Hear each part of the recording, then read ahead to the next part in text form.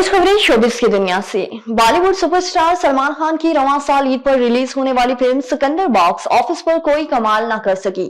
सलमान खान की रवां साल ईद पर फिल्म सिकंदर रिलीज हुई और अदाकार के मुताबिक रिकॉर्ड फिल्म बॉक्स ऑफिस पर बड़ी कमाई न कर सकी। रिपोर्ट्स के मुताबिक सलमान खान की फिल्म ने 3 दिन में बॉक्स ऑफिस पर तकरीबन 75 करोड़ भारतीय रुपए का बिजनेस किया है। रिपोर्ट में बताया गया है कि रिलीज के पहले रोज 26 करोड़, दूसरे रोज 29 करोड़ और तीसरे रोज 29 करोड़ 50 लाख भारतीय रुपए का बिजनेस किया, जो कि मजमूई तौर पर 74 करोड़ भारतीय रुपए से शायद बनता है। रिपोर्ट्स में दावा किया गया है कि सलमान खान के 37 साल कैरियर में पहली बार ऐसा हुआ है कि रिलीज के तीसरे दिन ही उनकी फिल्म सिनेमाघरों से नुकसान के बायस हटाई जा रही है। फिल्म बैटमैन फॉरएवर में ब्रूस वेन का किरदार अदा करने वाले मारूफ हॉलीवुड अदाकार वाल किल्मर ने 1 अप्रैल को निमोनिया के बायस 65 साल की उम्र में जहां पानी से कूच कर गए।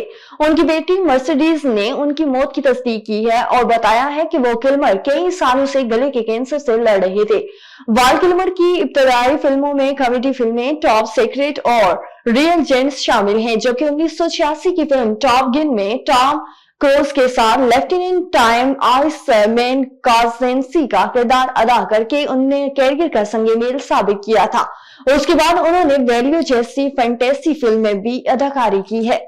और पाकिस्तानी अदाकार फवाद खान के बाद अदाकारा मावरा हुसैन भी भारतीय सिनेमा में वापसी के लिए तैयार हैं। Photo and video sharing app Instagram पर मावरा हुसैन ने भारतीय प्रोजेक्ट्स का पोस्टर शेयर किया है। उन्होंने ईद की खुशियों को दुबाला करते हुए बताया कि तू चांद है, हमारी तरफ से आपके लिए एक खास तोहफा है। अदाकारा नए गाने में बतौर मॉडल भारतीय सिनेमा का एक बार फिर रुख कर रही हैं।